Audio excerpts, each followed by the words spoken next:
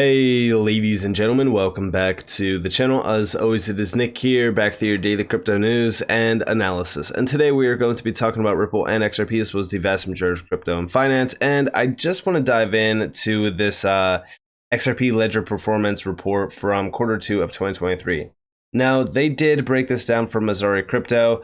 Overall, one of the major announcements around this, or I will say statistics around this announcement, was the fact that the network activity did decline in Q2, just like every single other layer one. The average daily transactions and average daily active addresses have both declined, while the net number of accounts have actually driven a total accounts up about 0.7%. NFT transactions, these were actually increasing significantly, about 12.7% daily. We also do see that the NFT token create offer continued to dominate in NFT transaction types. As of the end of Q2, 1.6 million NFTs have been minted with the XLS20 standard. Also, sidechains such as Corium and the Root Network are offering XRP Ledger developers more programmability to explore security tokenization and the metaverse. And then also notable XRP Ledger community initiatives in Q2 include XRP Ledger Grants, Wave 6, the XRP Ledger Accelerator First Cohort, the CBDC Innovative Program, Quick Node support for XRP Ledger, and more. And I just want to note the fact that, we continue to see the XRP Ledger grow. And we also see Ripple continue to expand their services, offering crypto-related services, including XRP, which is lovely to see. And we also do see the XRP Ledger saw a significant increase in the total new address account, the new address count, which reached about 139,000, representing a growth of about 32% compared with the same period in 2022. A few other statistics that they didn't mention on that tweet was the fact that the circulating market cap of XRP has increased by about 42.5% year to date. The growth was driven by the asset's price surge in the first quarter. However, in Q2, the market cap declined about 10.7%, from about almost 28 billion to about almost 25 billion. And then they do mention the decline in transaction volume, but they also do talk about the daily NFT transactions, rising from about roughly 13,800 to about 15,500, while the XRP Ledger has a strong presence in decentralized finance and NFT ecosystems. Top competitors like Ethereum and Solana often overshadow it. However, there are signs that this trend is starting to shift, which is also pretty interesting to note. They do also talk about a few other things around, Corium and the Root Network, similar to the tweets. But down here, we do see quarterly revenue surged by about 220.3% to reach about $180, almost $9,000, which is great to see. And then down here, despite facing challenges due to the ongoing SEC lawsuit, Ripple has seen efforts from developers within its ecosystem to drive utility adoption. The growth witnessed in essential operational aspects of the XRP Ledger reflects its progress towards providing sustainable value and utility. And this only continues to grow, right? One of the biggest things that I do want to mention is even going back to the Q1 report, right? This was about, this got posted back in May of this year. We do see the Ripple XRP ecosystem thrives in 2023 despite SEC case, key Q1 takeaways. So the key ones were these ones here. So this is the brief. So a recent report has highlighted milestones achieved by the extended Ripple community in Q1 of 2023. The XRP Ledger has recorded sustained growth in number of active addresses and number of daily users. Multi-chain projects are working to increase Ripple's cross-chain interoperability. And down here, they do also talk about the growth in active addresses, which increased about 13.9% back in Q1. We also do see the daily transactions grew about 10.7%. There's a few other things around this, but down here we also see the price. So the price increased about 55.5% back then, which again, today it's a little bit different because this was when it surged up to almost like 55 cents or so. But down here, we do see new features could drive adoption. So one of the biggest things I do focus about, with the XRP Ledger is the development updates, right? We are starting to see a lot more development happening around the XRP Ledger, which is very exciting because outside of what Ripple is doing with XRP, the big thing is the XRP Ledger, right? Adoption and growth of the XRP Ledger has been really heating up in recent months.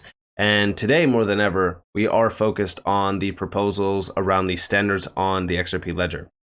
For example, the launch of the XLS20 standard saw the creation of 5 new transaction types for NFTs, and if proposal XLS35D passes, a new, more streamlined NFT standard will create a further 5 transaction types.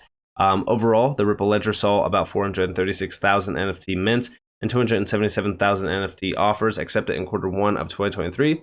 Although this represents a quarter-on-quarter decrease, it is still a strong performance for a function that Ripple only introduced last year. We do see on top of the proposal XLS35D, 2 further proposals also promise to add new functionality to the XRP ledger. This is XLS38D, was proposed as a cross-chain bridge standard for Ripple sidechains. The second, XLS40D, was proposed as a decentralized identity standard on the XRP ledger. So yeah, it continues to expand, especially in terms of like tokenization, stuff like that. There's also a lot of offerings around possibly new ways of creating passive income, which is also very exciting. But as we do look at this, I strongly believe that the XRP ledger is going to continue to thrive and expand rapidly, which is very exciting for those that are holding XRP because, again, like I said, the XRP ledger expanding like this and having a lot more use cases built upon it, providing a lot more demand for XRP is very significant for value added to XRP as well. And then also Ripple, right? Recently, outside of the lawsuit, Ripple has been expanding rapidly going back to June 21st with the in-principle approval of a major payments institution license from the MAS. This was huge, especially around on-demand liquidity. The reason why I included this is because this is centered out on the scalable options around on-demand liquidity. As you guys do see here, they are focused on scaling customer use of on-demand liquidity within Singapore, which is very exciting because this does include XRP. The reason why I included this is simply because the fact that when you combine this with the XRP ledger ecosystem expanding and we see a lot more development happening, these two combined, when you have on-demand liquidity use combined with retail use of XRP, there's a significant demand for the token. Now, I'm not saying that we will see an instant change in value anytime soon. I'm just saying that this is very, very exciting from a holder perspective because, again, it does provide an insight on the fact that XRP has a ton of demand tied to it, which we already knew. But it continues to grow despite the SEC lawsuit. And even on June 15th, what do you see? We are excited to announce that PeerSite and Ripple will start working with the Central Bank of Colombia through our partnership with Ministerio TIC. The objective, evaluate potential efficiencies of a solution using the Ripple CBDC platform based on the core technology of the XRP ledger to improve use cases on the high value payment system. Again, as we do look at a lot of these major use cases, I see a lot of people saying, well, this is the private ledger technology. It's not the XRP ledger, so XRP is not used. That is extremely wrong, right? I've talked about this. The private ledger technology still can utilize XRP. There's no difference between the public and the private version. The only difference is that the private one is designed for central banks. As we look at that, there's not a private XRP. There's not another XRP token.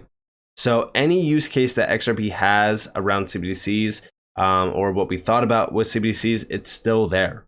So they could still utilize XRP as a bridge asset. And in fact, I've also talked about this, like, you know, XRP is perfectly designed and developed for a bridge currency standard. So it still has that use case potential here. And I see a lot of people trying to, you know, create this argument that, you know, XRP won't be utilized at all. I think that that is extremely wrong. I think that we should wait and see what really happens here. But in my opinion, Ripple is spearheading XRP as a bridge currency between CBDCs.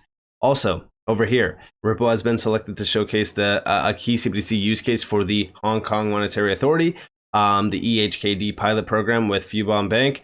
Learn how property owners can leverage a combination of CBDCs and tokenized real estate to unlock the equity in their real estate.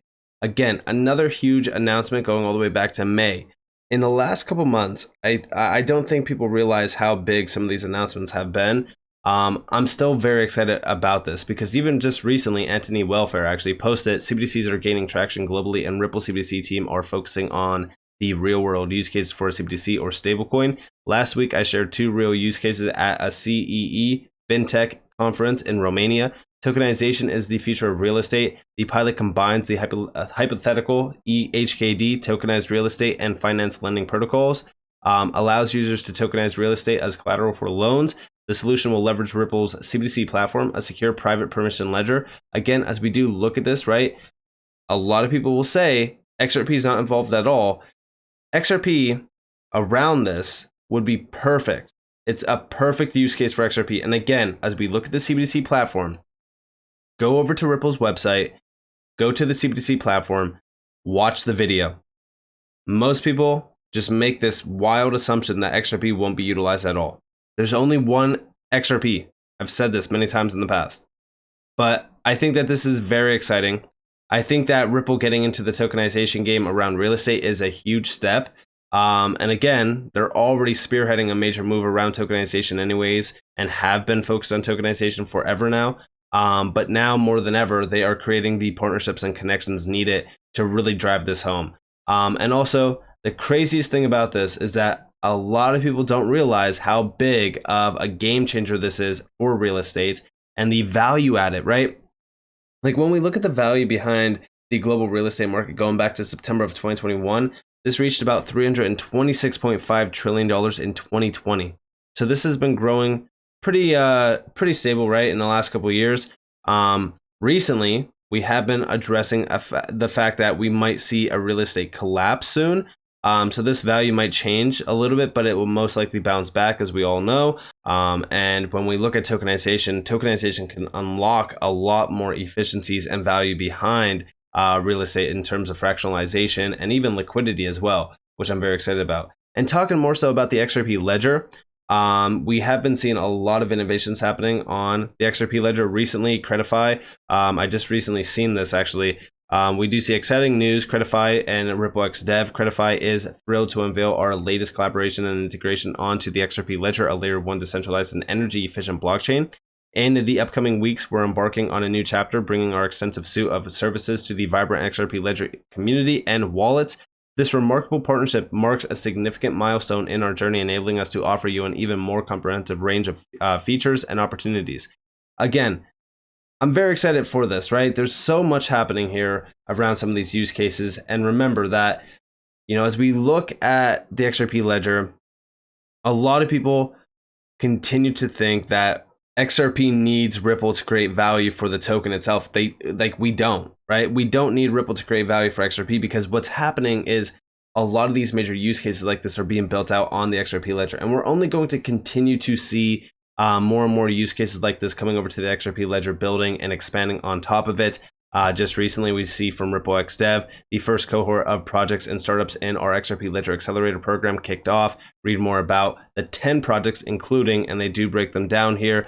We're going to start to see a lot more tokens, a lot more projects, and just a lot more innovations happening within the XRP Ledger, which I'm very excited about. Again, the community has been incredible in the last couple months, building, growing, and really spearheading a lot of initiatives on the XRP ledger, and this is only going to continue to become a big trend, right? And I'm very excited for the future, right? Because when you combine all of this with what Ripple's doing, especially around tokenization, CBDCs, cross-border payments, all that, there's going to be an incredible network effect. And that network effect is going to create a ton of value, especially around the token itself. I'm very excited for this. Let me know what you guys think, though, down in the comments below. If you guys did enjoy the video, definitely leave a like, subscribe, turn notifications on because more free content. You guys are more than welcome to follow me on Twitter and join the free Discord down in the description below. This is up to you all. Have a beautiful day or a beautiful night wherever you guys are on this world. This has been Nick. Peace out, guys.